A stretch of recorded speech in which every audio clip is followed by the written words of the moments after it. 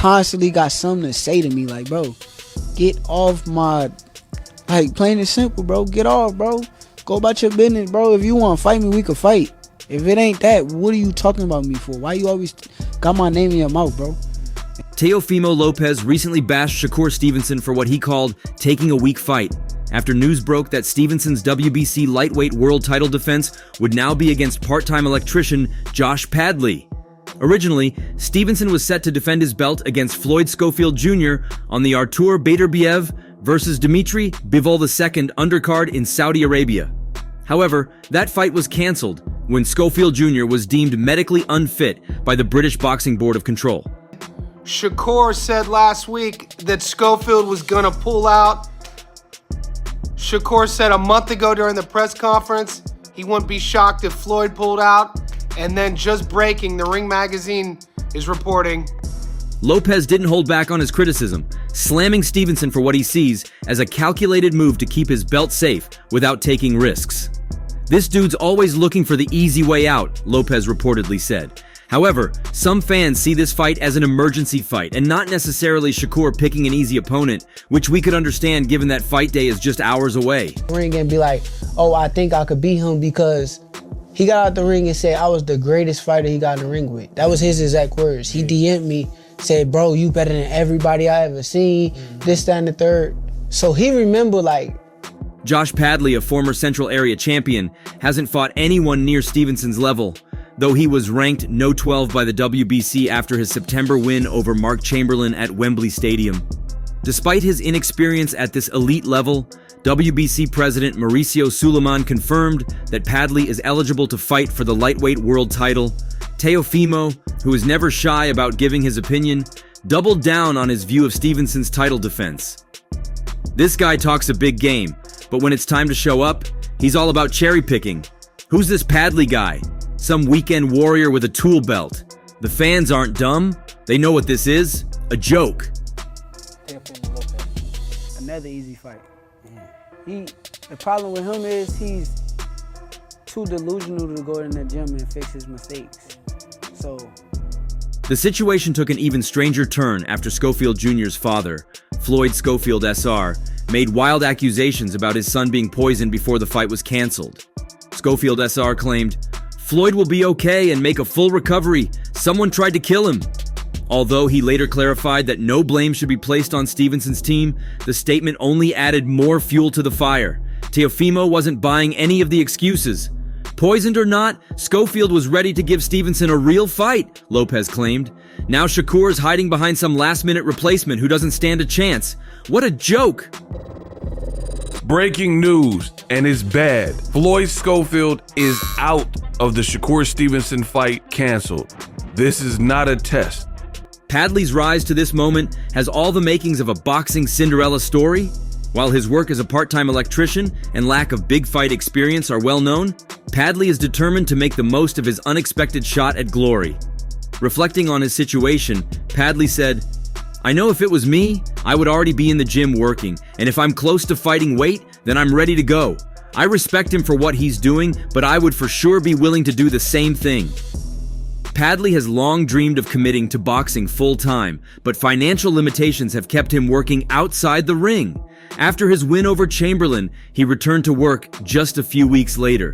"It all depends on what sort of fights come through as these offers," he explained. Dennis Boots won, and Shakur, man, he lost it. He lost it, man. He lost to Ruben Villa, and then he wanted to go up to one of the, I think he did, wanted to the rooftop of the hotel, and he wanted to jump off. I ain't trying to have actual blood on my hand. Obviously, if they're the bigger fights, then I might be able to take the camp off again with the help of my sponsors that helped me out with this camp so I can be full-time again for the next camp. But I will go back into work and pick my tools back up for Monday after my holiday because I don't know what the offers are just yet, so I've got to put things in place just in case it isn't right. Lopez scoffed at the notion of Stevenson facing such an opponent. "What are we watching here? A title defense or a charity event?" he asked mockingly. Stevenson's fans should be embarrassed for him. It's like watching a lion take on a house cat. You honestly believe that the winner of this is going straight for those big names like Tank, I think the winner Ryan? of this is the big name. Okay. You show me all those, we talk about Shakur Stevenson and Teofimo Lopez. They can't sell 3,000, 4,000. I don't know what Shakur sold in Vegas. less than 2,000. I heard it was 1,800. Yeah, 1,800. Despite the criticisms, Padley is treating the fight as the opportunity of a lifetime. His hard-working, no-nonsense approach has earned him respect in his local boxing circles, and he intends to bring that grit into the ring against Stevenson. Still, many boxing insiders are skeptical that he stands a chance against one of the division's most talented fighters. As Stevenson's team remains tight-lipped about the last-minute opponent change, Teofimo Lopez continues to apply public pressure. "I'm out here fighting the best in the world, taking on real threats." Meanwhile, Shakur's acting like he's in a sparring session. It's bad for boxing, and the fans deserve better. I'm A-class. So you, Devin Haney, Shakur. Devin and Shakur shouldn't even be like mentioned, really, Why not? because they not good. One puts you to sleep while the other one can't take a hit.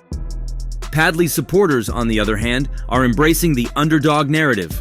The storyline of a part-time electrician getting a crack at a world title is already drawing comparisons to the Rocky movies. Whether Padley can channel that same movie magic in the ring remains to be seen, but one thing is for sure: he won't lack motivation when he steps into the ring with Stevenson. Meanwhile, Schofield Jr. is recovering from whatever led to his withdrawal, but his father's dramatic statements continue to swirl around the boxing world. The question of whether Schofield will get a chance at Stevenson down the road remains unanswered, but Teofimo Lopez is convinced the fight will never happen. "He's scared, plain and simple," Lopez declared. "He doesn't want to face real threats, and now he's running to safe ground. Padley's a nice story, but he's not a real contender." Tired with it, so I wish him nothing but success and the best. But you can't, you got to take the cuts, man. This is what it takes. They can only build us for so long. As Stevenson prepares for the fight, all eyes will be on whether he can handle the heat coming from Lopez and the rest of the boxing world. Teofimo's criticisms may sting, but Stevenson's response will ultimately be settled in the ring. For Padley, it's a chance to shock the world. For Stevenson, it's a chance to prove that his title reign is anything but weak, no matter what Teofimo Lopez says. It's just recently that Teofimo Lopez wasted no time throwing jabs at Shakur Stevenson after the latter's surprising decision to step away from boxing, claiming that Stevenson simply didn't want to take a pay cut. The WBO light welterweight champion framed it as a financial move following what Teofimo described as Shakur's lackluster performance against Edwin de los Santos. Teofimo didn't mince words, alleging Stevenson would rather retire than take the financial hit from Top Rank.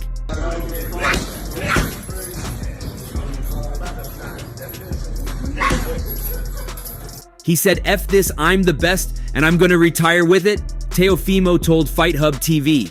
That quote alone sent shockwaves through the boxing world.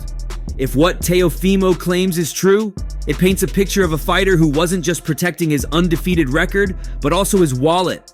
While Top Rank hasn't publicly confirmed any forced pay cut, it's not hard to see why such a discussion would have come up. Shakur's fight against de los Santos reportedly brought in dismal ticket sales at the T-Mobile Arena in Las Vegas, and the boos from the crowd that night were deafening. Fans were frustrated by Stevenson's strategy of circling the ring, focusing more on defense than delivering an exciting battle.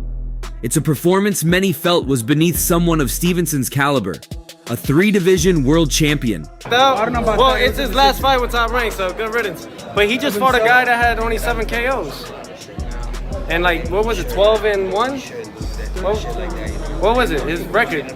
Nobody knows, come on guys. Bob Arum, Top Rank's head honcho, revealed that the WBC had even reached out to Stevenson to ask if he was planning on retiring.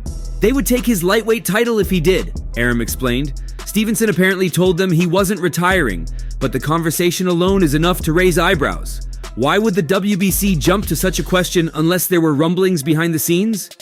Teofimo's comments didn't stop there. He explained that reaching boxing's elite level isn't just about defending an undefeated record, it's about taking risks and proving yourself over and over again.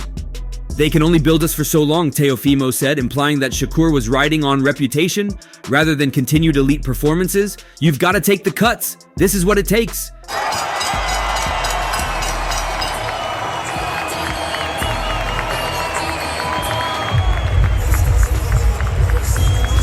It's hard not to see some truth in Teofimo's words. Stevenson, for all his technical brilliance, has often been criticized for playing it too safe. If Shakur had accepted the rumored reduced pay, Teofimo argued that he could have rebuilt his stock by taking on tough, dangerous opponents. Names like Raymond Muratalla come to mind, a fighter who would undoubtedly push Shakur to his limits, but facing someone like Muratalla would require Stevenson to abandon his defensive style and take the kind of risks fans crave. It would mean letting his hands fly and possibly even putting his undefeated record in jeopardy. Shakur Stevenson, that's the one you want? Oh yeah, for sure. You're soft. Why do you say you're soft? Because he type too much. He do too much typing, don't do enough fighting. Teofimo also touched on the fine line between confidence and cockiness, a line he believes Shakur has been dangerously straddling. He brought up Keyshawn Davis, known as the businessman, as a case study. Is it confidence for cockiness?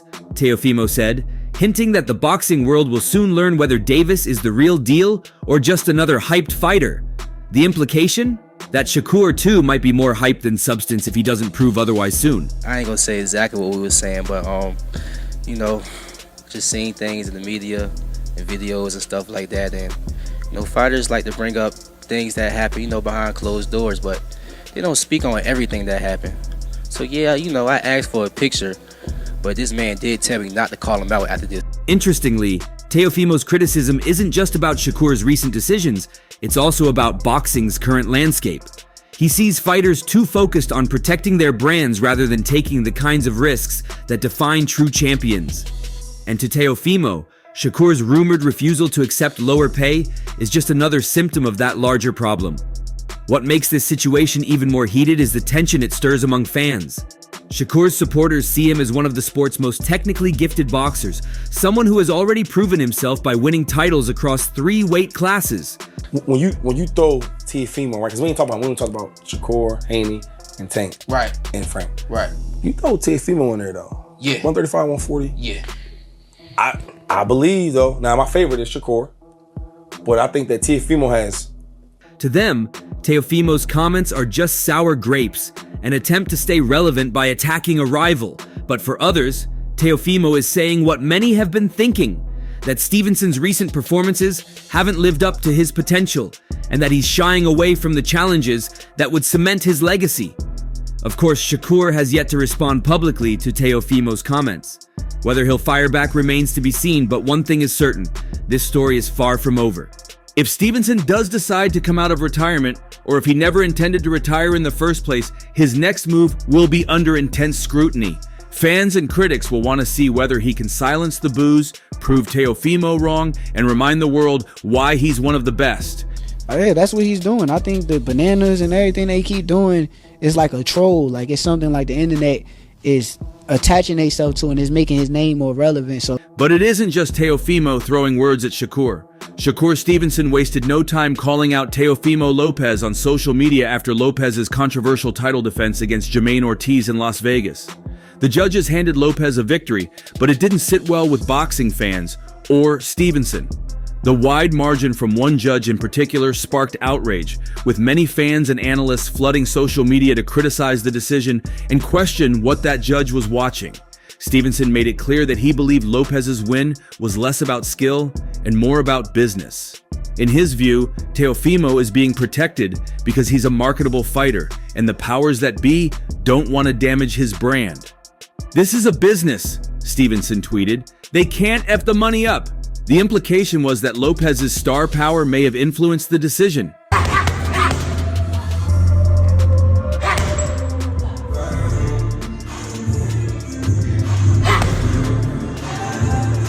The heat didn't end there. Shakur also criticized Lopez's post-fight behavior, especially his reaction to the booing crowd. Instead of showing humility or acknowledging that he could have performed better, Lopez lashed out with an expletive and a homophobic slur. Stevenson called him out for this too, emphasizing the importance of honesty and self-awareness in the sport. "That's why I get paid what I get paid, Teo," Stevenson tweeted. "I get on the mic and be real. I don't have to act for nobody, and I'm not delusional. When you don't do your best, admit it and work on it in the gym, my guy."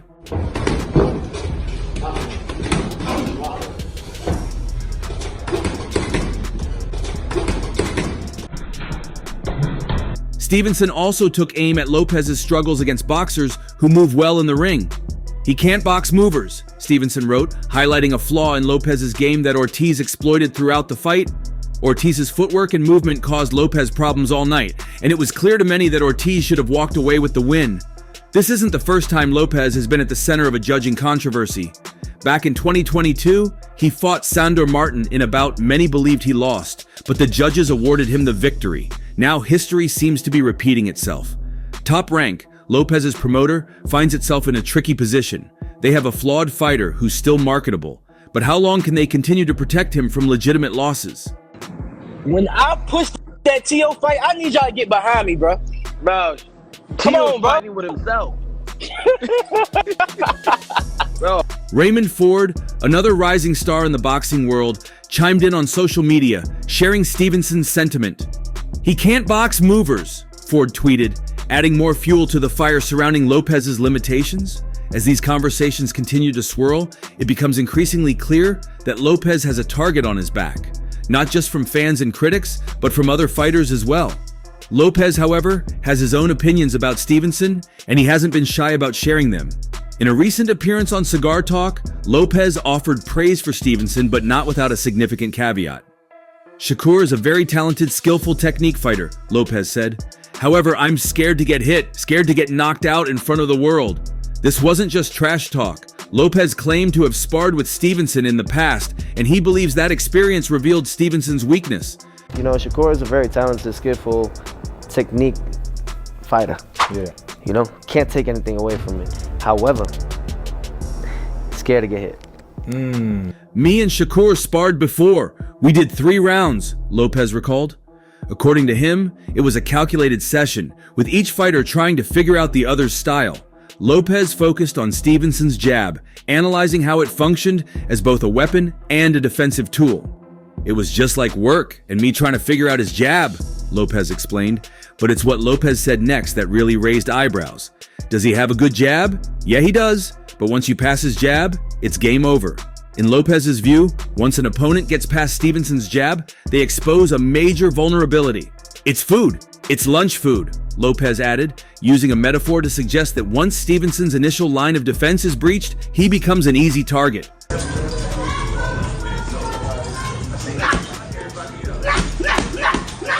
Lopez's comments add another layer of intrigue to the growing rivalry between these two fighters. While Stevenson has taken shots at Lopez's recent performances, Lopez seems determined to expose what he believes are Stevenson's flaws. The question is whether Lopez's analysis holds water or if it's simply posturing. After all, Stevenson's defensive prowess and ring IQ have been praised by many in the boxing world. Whether he's scared to get hit or simply smart about avoiding unnecessary punishment is a matter of interpretation. Last week when we had Shakur on the F1 Formula weekend, Shakur, he said that the training, you know, he probably did too much training for that fight that caused him injuries. So a lot of these fighters kind of don't understand. It's like, yeah, you got to put in the work, right? Yes, you got to put in the miles, you got to put in the conditioning, everything. But at the same time, you also got to listen to Teofimo Lopez again recently spoke on It Is What It Is with Cam and Mace, explaining why he isn't interested in fighting Shakur Stevenson. Lopez, known for his blunt honesty, laid out several reasons, focusing on respect, past experiences, and his perspective on the 140lb division. Lopez made it clear that respect for Shakur's manager Jay Prince plays a big role in his decision. "To be real, I ain't just trying to give the man his first loss," Lopez said. He suggested he'd rather someone else take that responsibility. While many fighters crave the opportunity to hand an undefeated rival their first defeat, Lopez doesn't share that mindset. So you said you would never fight Shakur. Can I know why? Cause man, like listen, not to get into too detail, I ain't trying to rat on nobody. I ain't no rat, bro. Or mice. I just you never know when you're gonna need the plug that Shakur got. So why am I gonna fuck him up? He also recounted an incident during the 2015 National Golden Gloves, painting a vivid picture of Shakur's struggles after a loss to Ruben Villa. According to Lopez, Shakur's emotions boiled over in a dangerous way. He lost it, man. He wanted to go up to the rooftop of the hotel and jump off. Lopez's concerns seemed genuine, and he suggested that such a breakdown left a lasting impression on him. Lopez also referenced Shakur's well-known tears after missing out on Olympic gold, brushing that off as minor compared to the earlier situation. "That Olympic shit, him tearing up and stuff, that ain't nothing. Like, it's been bad," he added. This insight into their amateur days underscored the deep history between the two. The fight for me at 40? Yeah, if you was to go to 40 right now. Tio. Me and Tio. I think Tio be going on the air and just be popping all types of shit, but then Lopez's view of himself as a dominant force at 140 pounds also plays a role in how he chooses opponents. "Nobody could beat me. Nobody," he declared. He emphasized his position as the division's lineal world champion and talked about retaining his titles. With confidence bordering on defiance, Lopez made it clear he believes he's already proven himself. Instead of focusing on Stevenson, Lopez said he's eyeing fights against Gervonta Tank Davis or Terrence Bud Crawford. "That's why I was thinking, I need a competitor," Lopez explained.